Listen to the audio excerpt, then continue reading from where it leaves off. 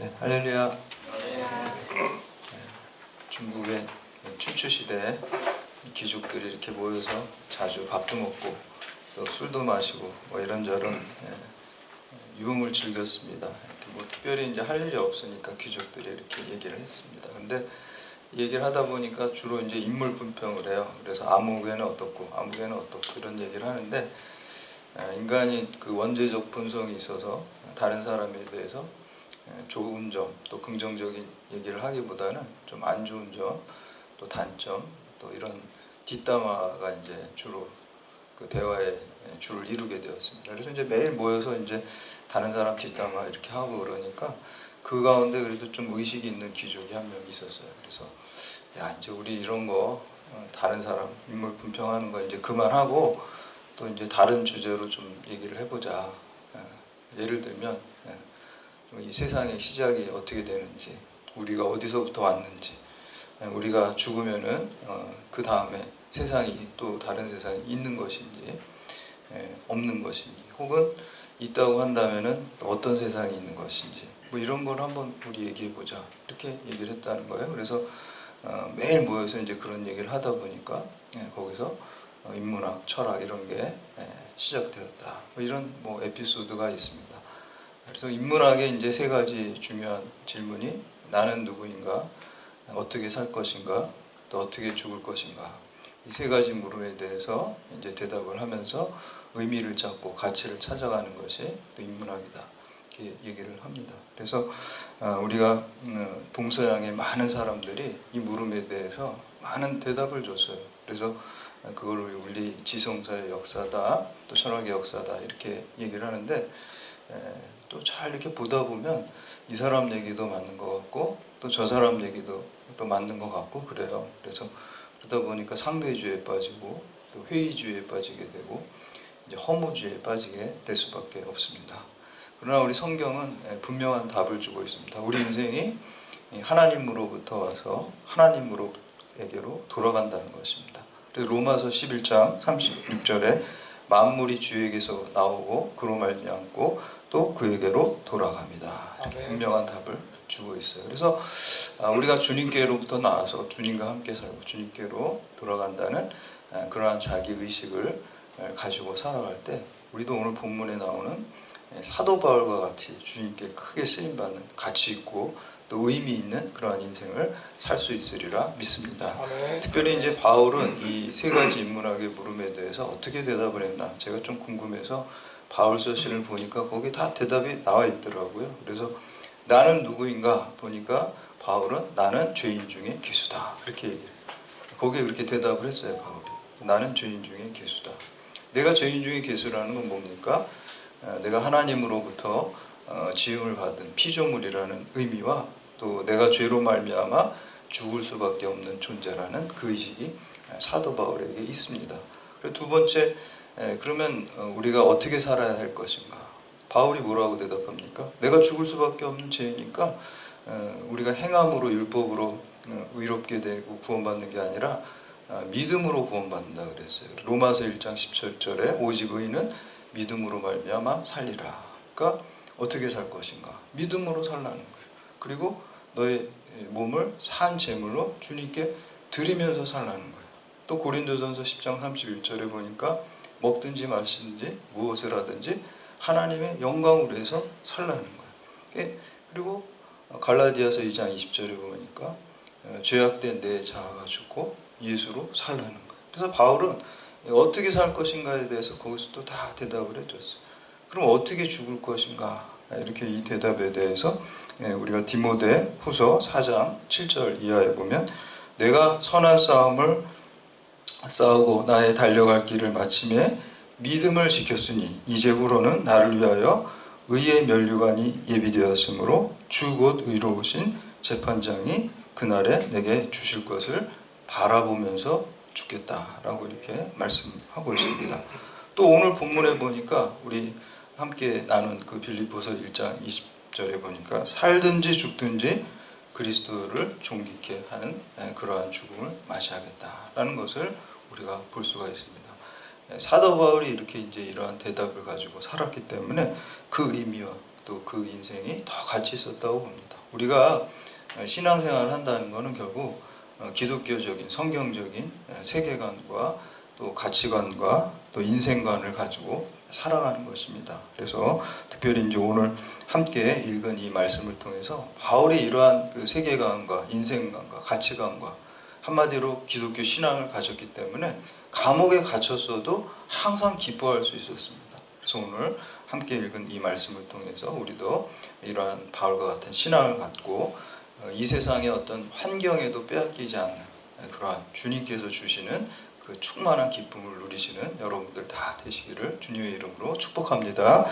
첫 번째, 바울의 이 생사관은 살든지 죽든지 오직 예수님만 존귀하게 하는 것입니다. 그랬을 때 우리의 삶 가운데 기쁨이 넘치는 거예요. 살든지 죽든지 오직 주님만 존귀하게 하는 것이 사도 바울의 생사관이었습니다. 그랬을 때 그의 마음속에 항상 기뻐할 수 있었다라는 것입니다. 윌리엄 제임스라는 그 철학자는 종교 경험의 특징을 4가지를 얘기를 하고 있습니다. 첫 번째 특징은 말로 다 표현할 수 없다는 거예요. 그렇죠? 우리가 하나님을 경험하고 하나님의 음성을 듣는 것을 이렇게 간증도 하고 저도 이렇게 설교도 하지만 말로 그걸 다 표현할 수 없습니다. 사실은 사도 바울이 다메섹 도상에서 주님 만난 것도 사실 말로 다 표현할 수 없는 거죠. 그래서 이제 불교에서는 이거를 불인 문자로 다 말할 수 없다, 이렇게 이제 얘기를 하는 것을 볼 수가 있습니다. 두 번째는 종교적인 경험, 신비 체험을 하고 하나님을 경험하면 깨달음을 얻게 되죠. 그렇죠? 인생이 바뀝니다. 바울이 뭘 깨달았습니까? 그 전에 자기가 추구했던 게 다 배설물과 같이 가치가 없는 거라는 걸 깨달았죠. 예수 생명으로 사는 것이, 영원한 생명을 얻는 것이 가장 가치 있는 것을 깨달았죠. 그리고 세 번째는 일시적이에요. 사도 바울이 다메섹 도상에서 예수님, 부활하신 예수님을 만난 것이 오랜 시간이 아니죠. 어떤 크로노스의 시간으로 보면은 뭐 1분, 2분밖에 안 될 수도 있을 것 같아요. 그러나 그 시간은 카이로스의 시간입니다. 주님이 임재하는 시간, 의미의 시간, 질적인 시간이죠. 그 인생과 영생을 다 바꾸는 그러한 시간입니다. 근데 세상적인 시각으로 볼 때는 일시적인 거죠. 그리고 수동적입니다. 네 번째 특징. 사도 바울이 뭐 다메섹 가는 길에 몇 킬로미터 지점에 12시 정오쯤에 부활하신 예수님 만나야지, 이렇게 계획해서 만난 게 아니란 말이죠. 주님이 만나주신 것입니다. 특별히 여기서 우리가 생각해 봐야 될 거는 이 바울이 이 예수님을 만났을 때 그 깨달은 것을 한번 더 생각해 보려고 합니다. 첫 번째는 예수님이 하나님의 아들임을 바울이 깨달았어요. 부활하신 예수님 만나니까 예수님이 정말 하나님이시고 삼위일체 하나님이고 하나님의 아들이시구나, 이거를 깨닫게 됐습니다. 두 번째는 예수님이 부활하셔서 지금도 살아계시다는 것을 깨달아요. 그래서 여러분들이 지금도 주님이 살아계시기 때문에 이 자리에 와서 여러분이 예배드리시는 거예요. 예수님이 우리 예배를 부활하셔서 살아계셔서 기쁘게 받아주시기 때문에 우리가 이렇게 경찰대학에서 예배를 드리는 것입니다. 세 번째는 율법적인 행함이 아니라 오직 예수를 구원자로 믿음으로 말미암아 하나님의 은혜로 구원받는다라는 그 사실을 바울이 깨닫게 됐습니다. 그리고 이전에 추구했던 모든 것을 배설물처럼 버렸다는 거예요. 근데 우리도 믿는 사람은 다 그래야 되는데, 여러분 화장실 가서 이렇게 볼 본 다음에 그거 이제 흘려 보내야 되는데 그거 막 아쉬워가지고 자꾸 돌아보는 사람은 없을 거예요. 그렇죠? 근데 우리의 삶을 보면 어떻게 보면 약간 그런 게 자꾸 이렇게 아쉬워하는 것 같아요. 그렇게 되면 안 된다. 그냥 버리는 거예요. 배설물은 다. 그리고 살아도 주를 위해 살고 죽어도 주를 위해 죽는 것이 가장 가치 있는 삶을 깨달았습니다. 오늘 본문에서 사도 바울이 그 말씀을 하는 거죠. 그리고 죄악된 나의 자아가 죽고 예수 생명으로 사는 것이 참된 그리스도인 제자의 삶이다라는 것을 사도 바울이 깨달은 것입니다. 특별히 오늘 바울의 이제 생사관을 말하고 있는 그 본문에서 이렇게 기록하고 있습니다. 우리 19절에서 21절까지 말씀 함께 봉독합니다. 시작. 이것이 너희의 강구와 예수 그리스도의 성령의 도우심으로 나를 구원에 이르게 할 줄 아는 거로 나의 간절한 기대와 소망을 따라 아무 일에든지 부끄러워하지 아니하고 지금도 전과 같이 온전히 담대하여 살든지 죽든지 내 몸에서 그리스도가 존귀하게 하려 하는 것이다. 이는 내가 사는 것이 그리스도이거든. 만족하는 것이라. 아멘. 내가 살든지 죽든지 오직 주님만 드러나고 예수 그리스도만 드러나는 이러한 생사관을 가진 것을 볼 수가 있습니다. 제가 이제 여기 경찰대학에 처음 와가지고 우리 학생들하고 이제 성경 공부를 했어요. 그때 성경 공부를 하는데 주일날 밤늦게 이제 했는데 학생들이 한 10여 명 정도 많이 왔었어요. 그때 그래서 이렇게 성경 공부하다가 다 이제 학생들이 돌아간 다음에 한 학생이 남아서 상담을 했어요. 상담 내용은 뭐냐면 불면증이 있다는 거예요. 잠을 못 자겠다. 그래서 정신과 병원에도 가고 약도 받아 먹고 목사님 기도해 주세요. 좀 불면증 낫게 해주세요. 근데 약을 먹으면 정신이 몽롱하고 자꾸 또 그래가지고 자꾸 잠이 와서 공부를 못 하겠대요.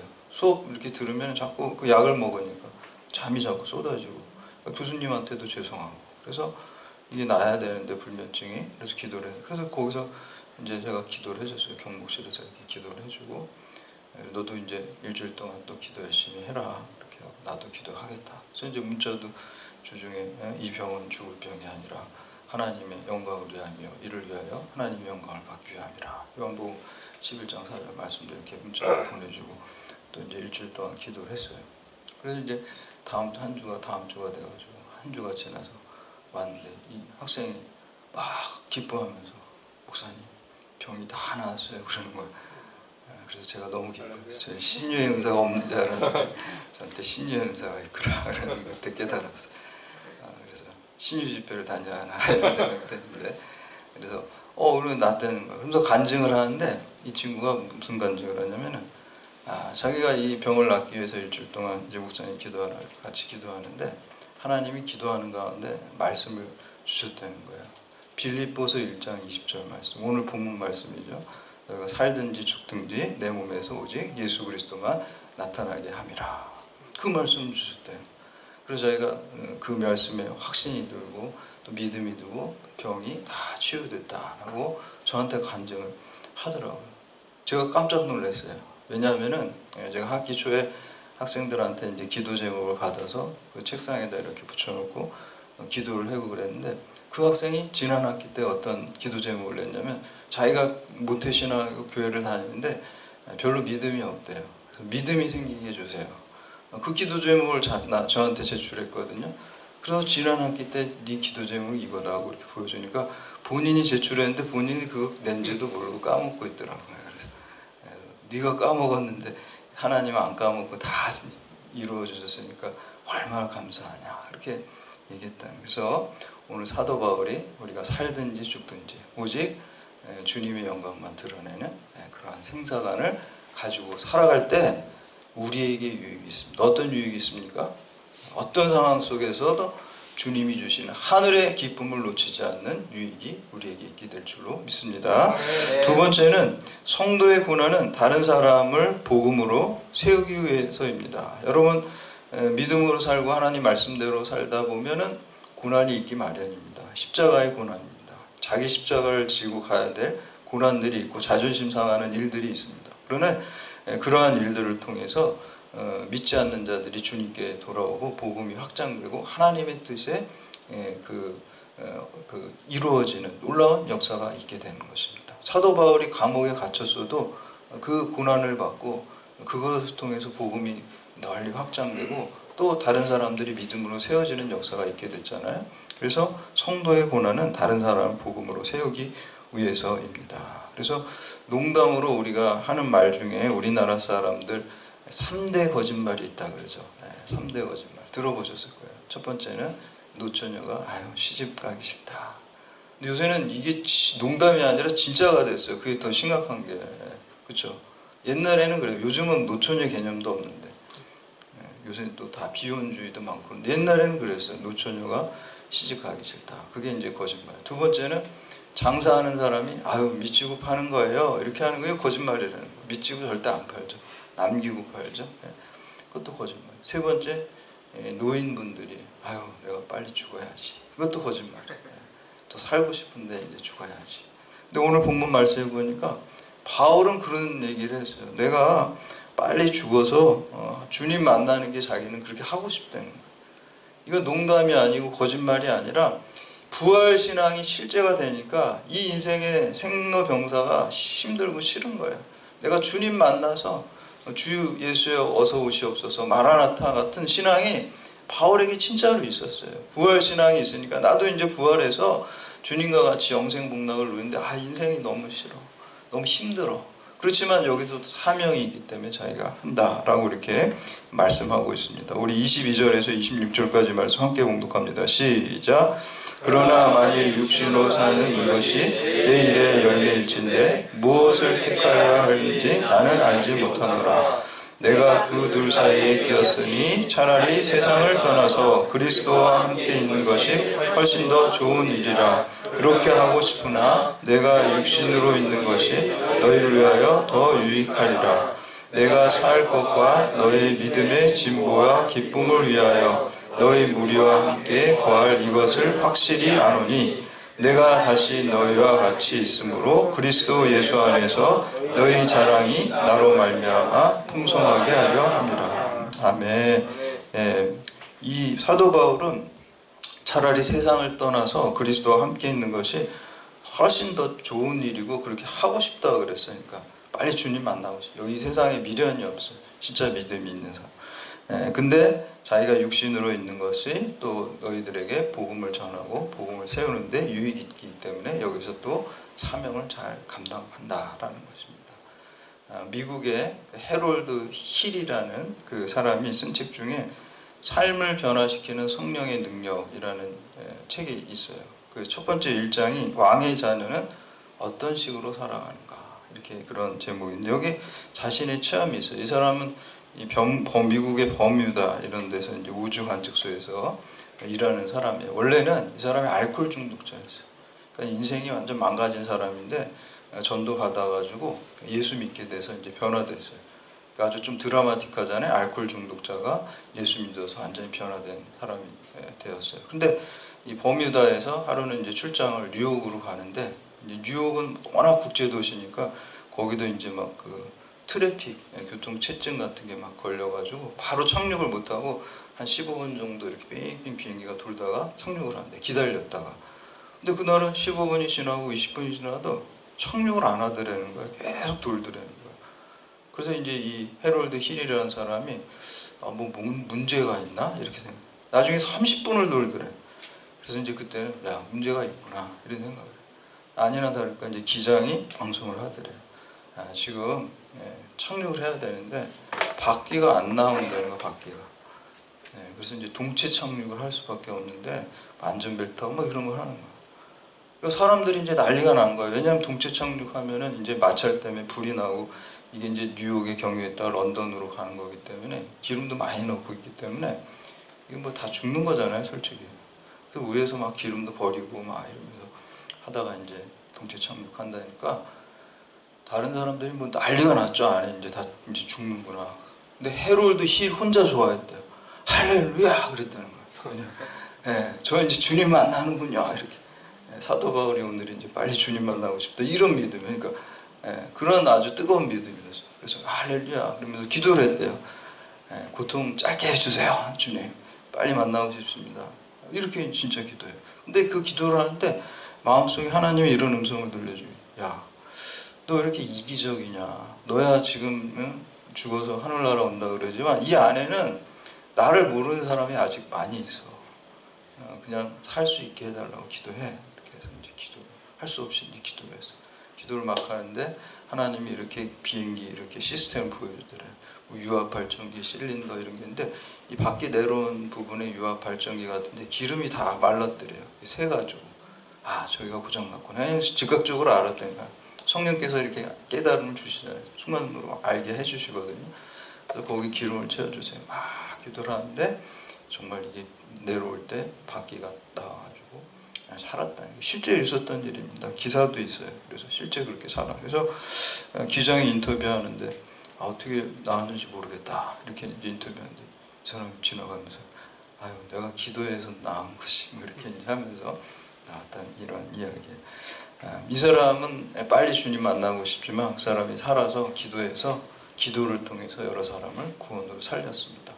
오늘 그리스도인으로 살아갈 때 바울도 빨리 주님 만나고 싶었지만 그가 살아있음으로써 이 인생의 고난을 통해서 십자가의 길을 통해서 다른 사람을 구원의 길로 인도한 것 같이 여러분이 주의 길을 따라갈 때, 자기 십자가를 가지고 따라갈 때 힘든 일이 있고 고난이 있지만 다른 사람을, 믿지 않는 사람을 주님께로 돌아오는 의미 있는 또 영광을 얻는, 면류관을 얻는 고난이 될 줄로 믿습니다. 이렇게 바울과 같이 이 시대에 여러분의 십자가의 길을 통해서 주님의 뜻을 이루어 가시고 또 큰 기쁨을 얻고 영광을 얻는 여러분들 다 되시기를 주님의 이름으로 축원합니다.